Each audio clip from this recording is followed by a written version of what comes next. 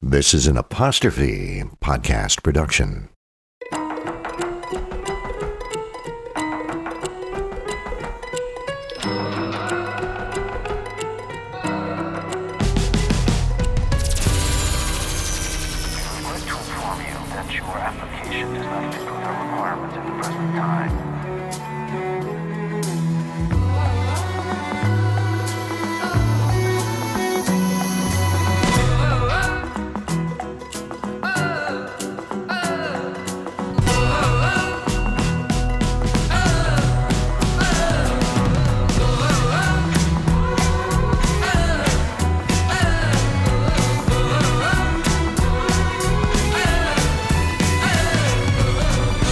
This is We Regret to Inform You, the Rejection podcast. It's filled with smoking, which you're not allowed to do on TV anymore. The main hero is a philanderer. It's a period piece, which people hate. And I'm a nobody. Matthew Weiner.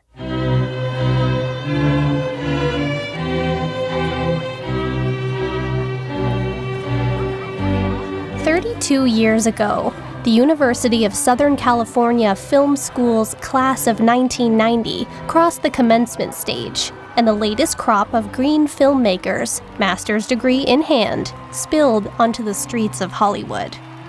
The youngest under a graduation cap that day was a 25-year-old named Matthew Weiner. When Weiner looked around the room, he realized he stood out from his fellow graduates. He had fewer miles on his odometer, and he felt behind.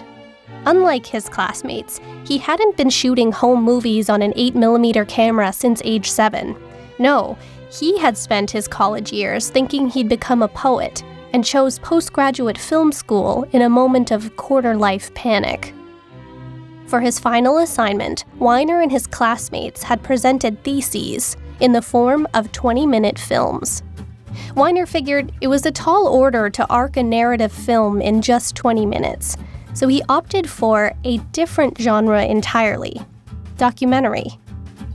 Having grown up in Los Angeles, he'd become quite accustomed to watching paparazzi congregate around the city's hotspots, so he decided to turn the cameras on them for a change and take a closer look at the cost of fame.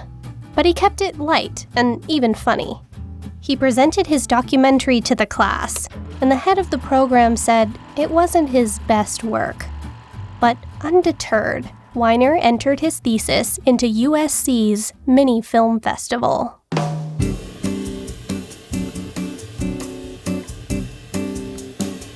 One thing worth noting about USC's Film Festival is that it's very well attended. Industry folk often buy tickets as a means of scouting fresh talent. And interestingly, of all the movies, including the narrative films, Weiner noticed his documentary was getting the most attention. He says it helped that a doc about paparazzi featured a handful of movie stars in the background. So to Weiner's utter surprise, following the screening, he was approached by producers, agents, and studio executives. It seemed everyone wanted his phone number, wanted to take him to lunch, wanted a copy of his documentary. Suddenly, Weiner realized laid out in front of him was a new life plan. He would pivot from poetry to script writing, spend his days writing movies and documentaries, drumming up interest, and selling those scripts, leveraging the amazing connections he'd already made. But within 3 months, Weiner says all that excitement and buzz around his work fizzled out. The phone stopped ringing, and all his prospects that had become the envy of his fellow graduates disappeared.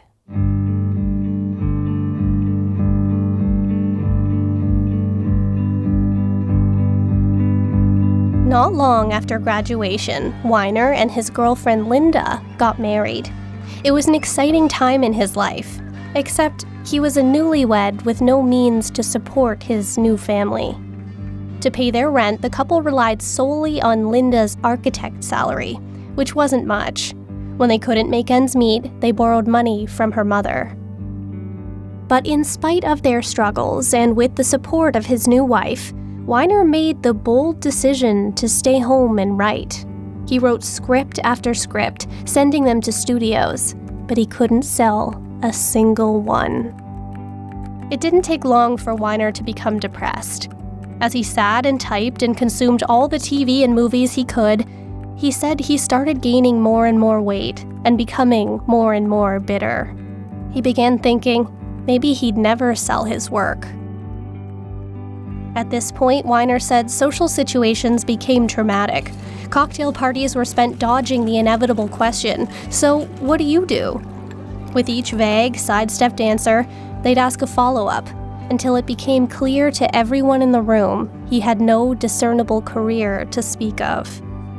On his coffee table sat a stack of scripts that went either unsold or unfinished.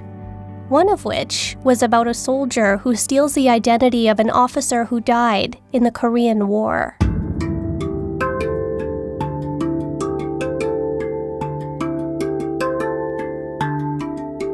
A few years passed since Weiner graduated USC, and his wife Linda gave him a nudge.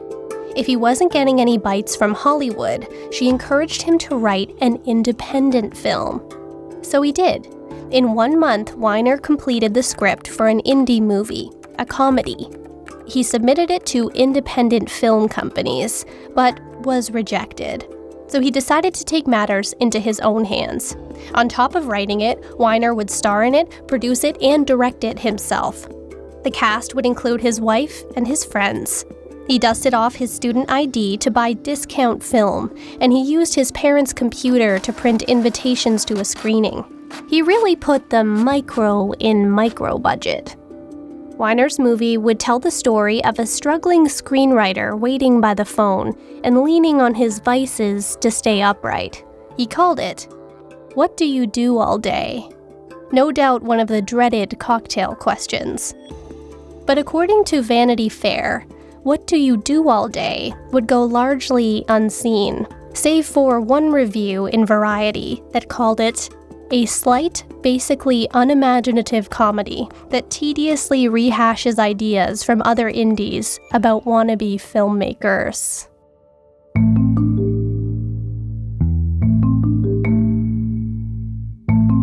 Regardless of the outcome, Weiner says making his independent film bought him another 10 years in the business. Not because it offered him opportunities or earned him a career, but because it affirmed his passion and reignited his spark. Weiner got himself a series of odd industry jobs. Then one day, his phone rang. It was a college friend and director, Daisy Mayer, who had recently made a film called Party Girl. Now, she was pitching said film as a television series and wanted an extra eye on her pilot script, someone with the comedy chops to inject it with a little life. So Weiner pitched her a few jokes. They hung up, and that was that. Then a short while later, the phone rang again. It was Mayer, again. She told Weiner the studio threw out everything in the script except his jokes. So she asked him to come on board with the writing team in hopes his quick wit would help get the pilot picked up. So, for the very first time, Weiner drove to a major studio lot, and he took a seat at the table.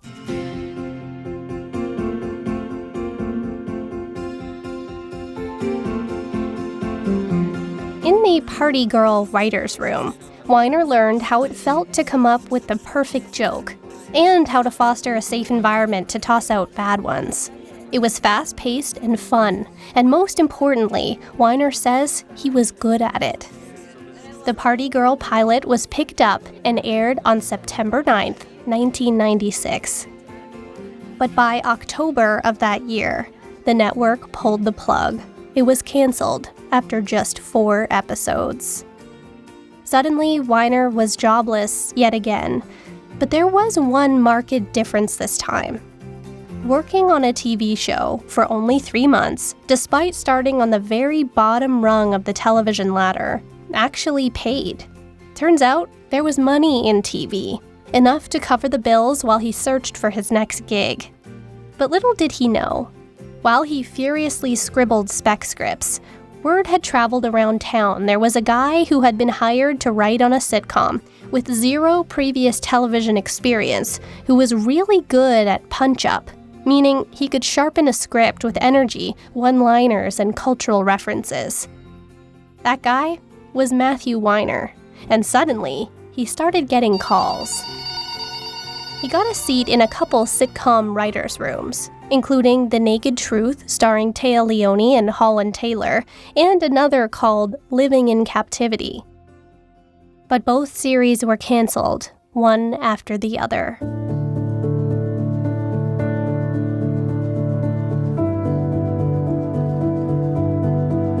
Weiner started making himself available to write for pilots, for free. He figured it was good experience. If one got picked up, he'd be in on the ground floor. And, if nothing else, the people in the room, who very well may go on to write for successful series, could see that he would make a decent person to spend time with on a sitcom schedule, aka 12+ hours a day. And that's when he landed a gig on a new sitcom called Becker. Becker was a 1998 CBS comedy starring Ted Danson as Dr. John Becker, a talented but perpetually irritated Bronx GP who loves his patients and not much else. The series aired on prime time, right after Everybody Loves Raymond, and it became a top 20 show, running 6 seasons. For Weiner, Becker was an illuminating experience. He later said in an interview with the Television Academy that it was there he learned the right actor can pull off an unlikable character. He learned he brought more to the table than just punch-up. He learned to mourn the great lines that ended up in the garbage. He learned what it felt like to work full-time in television and make a good living. But the biggest lesson he learned was that he was miserable. Weiner had landed in television by accident, then in sitcom by chance. He should have been on top of the world, writer on a hit series, but he wasn't. He had the crushing realization that if this was his future, it would be a long life. He loved writing. He loved the energy of a writer's room. He relished the challenge of shaping a complex story, but he needed to write something he was interested in. Something that didn't largely end up on the cutting room floor, something that met the standards he'd set for himself. So one night, after work, Weiner got a strange idea. What if he wrote a period piece set in the 50s or 60s?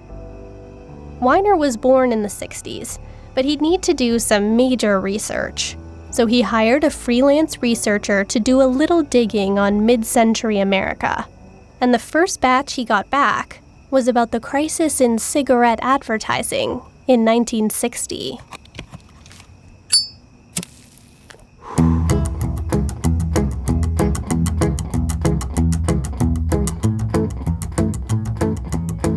Weiner started cultivating a secret life at night. After long hours working on Becker, he'd come home and pore over anything and everything 60s. The clothes, the office buildings, the cars, the hairstyles, the decor, the alcohol, the politics, the music, the technology, the cigarettes, the ads. Did I mention the alcohol? And what Weiner realized was that what he really wanted to write, more than anything, was a series about someone like him. Someone 35 years old who had everything and yet was miserable.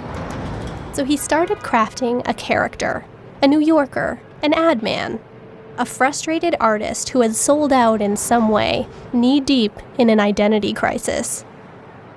He learned through his research that Madison Avenue was home to many of Manhattan's major advertising agencies back in the day. Ad men plus Madison Avenue equaled Mad Men. And Weiner had himself a title.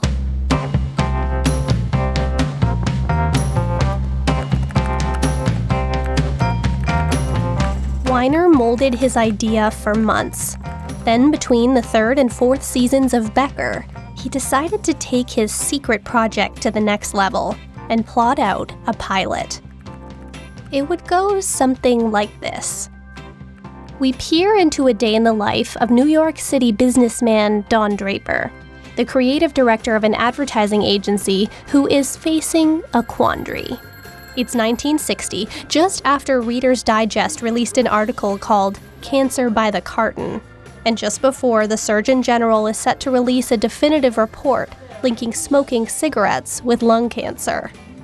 And yet, Draper has a meeting with Lucky Strike Tobacco in 9 hours to present them with a strategic response to the controversy. Draper meets up with his girlfriend to talk it over. They share a contemplative cigarette. The meeting inevitably arrives, and Draper has no campaign idea ready to present the Lucky Strike client. Panicked by the silence in the room, a junior executive throws out a bad idea and nearly blows the account. Then, at the last minute, Draper throws out an off-the-cuff idea in the form of a single line, a slogan that saves the presentation and wins over the tobacco executives. Lucky Strike leaves the building satisfied.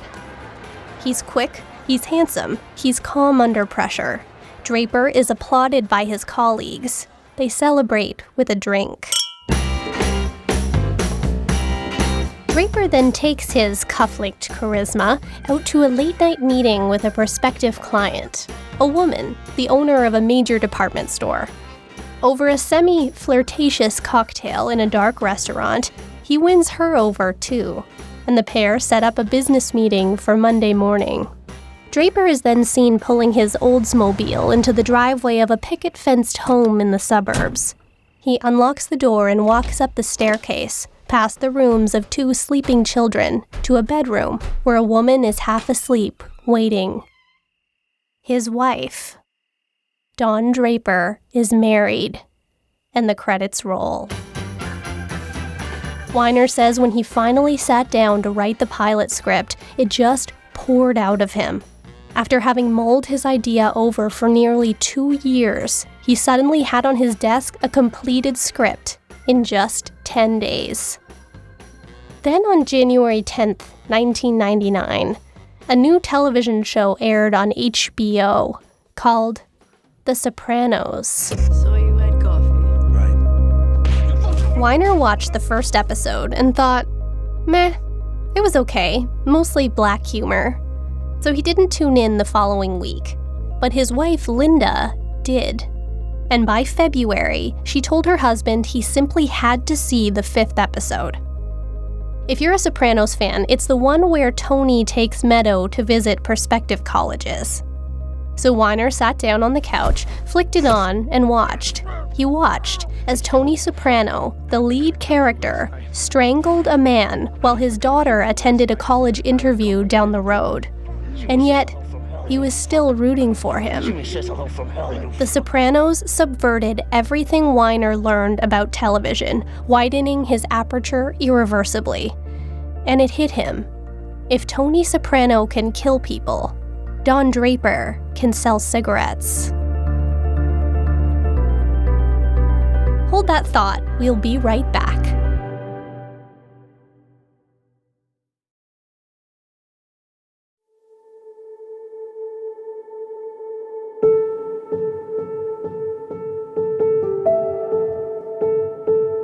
Weiner said if no one ever got his pitch, if no one ever bought his script, if no one put Mad Men on television, at least he had something that proved to himself that he could write. He'd created his dream job. The only question was whether the powers that be would let him do it. He'd worked his way up to supervising producer on Becker. But one day, Weiner decided he couldn't do it anymore, and he left the series. He says if he stayed, it would have killed him. So, with his wife's support, Weiner walked away from steady income on a successful sitcom. Now, he was unemployed. He said worst case, he'd get a job at a local video store. Best case, he'd get Mad Men under the right nose. So Weiner signed with a talent agent. He gave his pilot over to the agency, and as Weiner tells the story, they had zero interest in it. They didn't even read it for 3 or 4 months.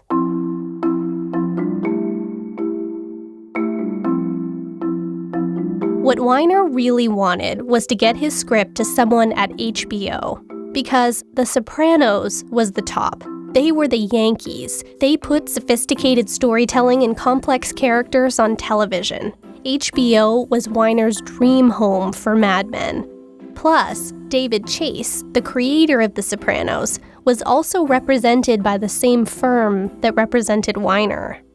So he asked his agent to slip the script to David Chase. But they said no.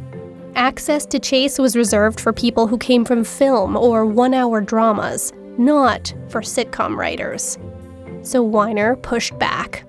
At this point, he had no choice but to put his foot down. He was a successful writer, so he gave his agent an ultimatum. If they didn't get Mad Men in front of at least David Chase's agent, Weiner would leave the talent agency altogether. And it worked. Weiner's agent got the script to Chase's agent, who then got the script to Chase. And one day over his lunch hour, David Chase, the creator of The Sopranos, called Matthew Weiner.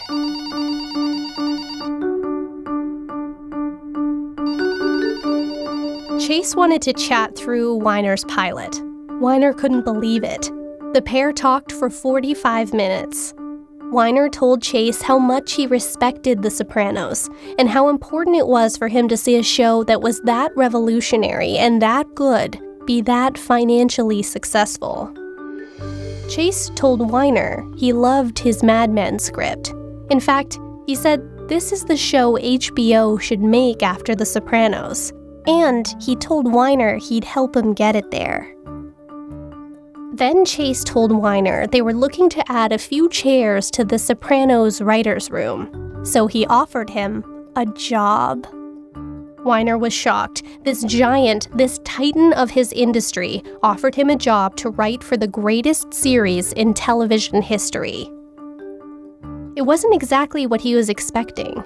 He went into the meeting hoping to get his Mad Men script in front of HBO, but he left having done the impossible. He jumped from a sitcom writer to a dramatic writer by way of a spec script. It wasn't the goal, but it was the gig of a lifetime, so Weiner gladly accepted. He moved his life to New York City, and he tucked Mad Men in his nightstand drawer, where it would stay for 3 years.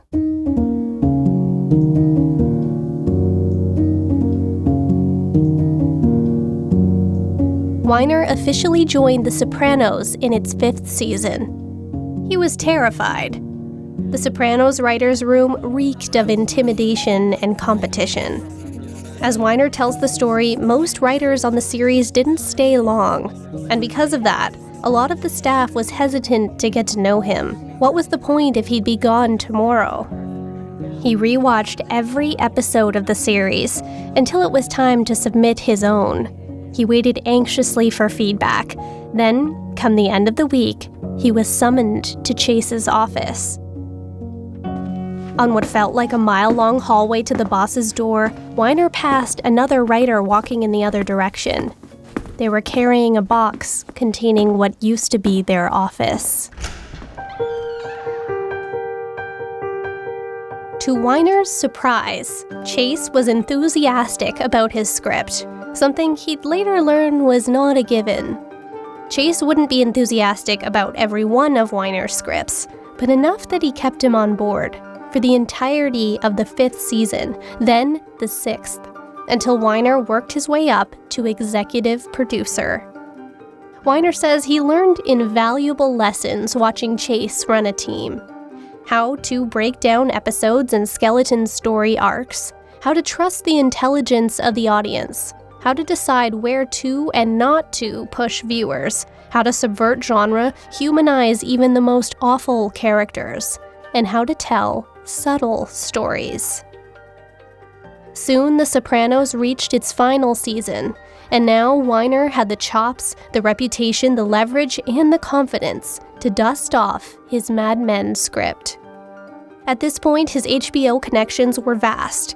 It was a natural fit, so Weiner reached out to the network to set up a pitch. But no one at HBO would pencil him in. He could not get a meeting at the very company he worked for.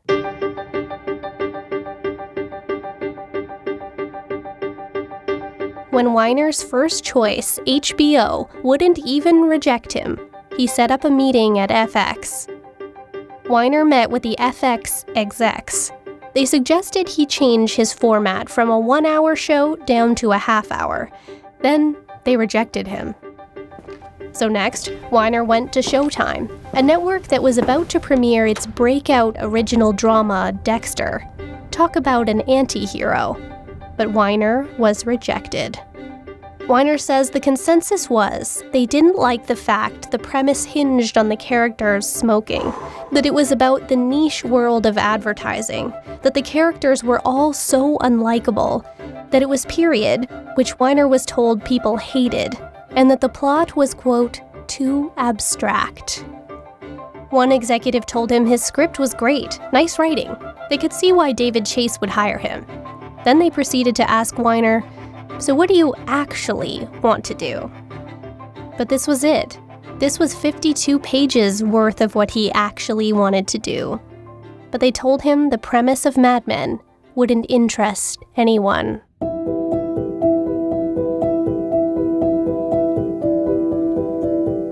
Even as the script was repeatedly rejected, Weiner kept jotting down ideas for future episodes. He collected MP3s of great songs he thought could punctuate a scene. He even bought a 1960s watch he thought Don Draper would wear, hoping one day to clasp it around the wrist of an actor bringing his character to life. Weiner says he knew the script by heart. He carried it in his bag every single day for years. He says if you sat next to him on a plane at that time, he would have shown you the script for Mad Men and asked you to read it, or talked you through the idea at length. In his lowest moments, Weiner's wife Linda reminded him of how good his script truly was. She told him he just hadn't found the right home for it yet, and encouraged her defeated husband to persist despite the door slams. How could his script be so problematic if it's what got him a job on The Sopranos? So David Chase decided to help Weiner win over HBO. True to his word, he approached the network and gave Mad Men and Weiner his stamps of approval, handing top network executives the Mad Men script himself. So they finally gave it a read. HBO was interested, but under one condition. Only if David Chase came on board as executive producer.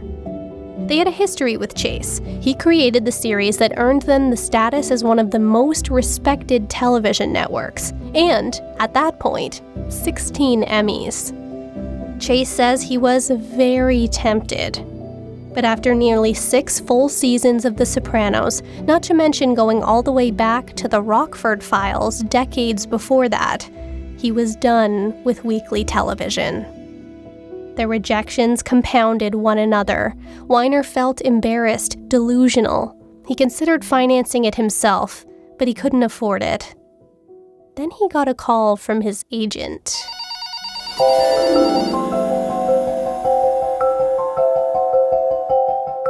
An executive at AMC contacted Weiner's talent agency, asking if they knew of anything interesting lying around for AMC to take a look at. Here's why. AMC stands for the American Movie Classics, and as you may remember from our Breaking Bad episode, at that time AMC was exactly that, movies, a 24-hour basic cable movie channel. AMC's president said their slogan back then was essentially, "Stop by when you want and we'll have a movie for you."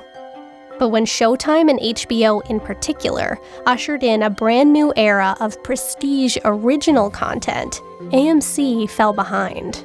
And suddenly, when it came time to renegotiate its deals with cable providers, the company found itself without a bargaining chip. AMC needed a rebrand. They needed original programming. So Weiner's agent's assistant passed along his Mad Men script. When AMC discovered the pilot script for Mad Men, it had gone from gathering dust in a drawer to gathering rejections from corner offices over the course of 5 years. Again, they echoed the same major concerns of HBO as Showtime and FX. It was a period series, which were notoriously disliked and expensive. The lead character was a philanderer, a liar, a smoker, an absentee father, the epitome of toxic masculinity, and it centered on advertising of all things. AMC executive Rob Scorcher said everything about the script told him to never greenlight the series. Meanwhile, Weiner's writer friends told him AMC would be the worst home for Mad Men. It wasn't even a network. It had no experience with original programming, no real experience with TV. They said no one would see it. He'd be squandering an opportunity. Weiner's talent agents told him he couldn't come off The Sopranos, then go to a low-status movie channel with no money. He'd be their guinea pig. But Weiner took the meeting.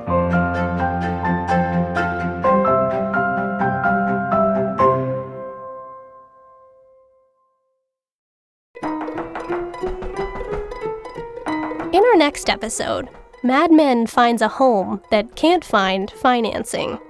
A struggling unknown actor named John Hamm auditions for the lead and goes to the bottom of the list. Christina Hendricks' agent drops her for accepting the pilot, and Matthew Weiner writes a whole new story. Join us next time for Rejecting Mad Men, Part 2.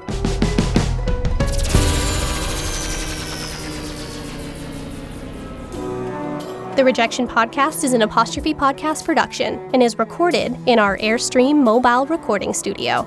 This series is hosted and written by me, Sydney O'Reilly. Research, Allison Pinches. Director, Callie O'Reilly. Engineer, Jeff Devine. Producer, Debbie O'Reilly. Theme music by Ian Lefevre and Ari Posner. The major sources for this episode are the Television Academy Archive of American Television Interviews with Matthew Weiner. Other significant sources are listed in the show notes on our website, apostrophepodcasts.ca/rejection. We regret to inform you, we're on social, @apostrophepod. If you enjoyed this episode, you might also like Rejecting Breaking Bad from Season 2. Rate and review this podcast wherever you like to listen, and while you're there, let us know of any rejection stories you'd like to hear. This series is executive produced by career admin Terry O'Reilly. See you next time.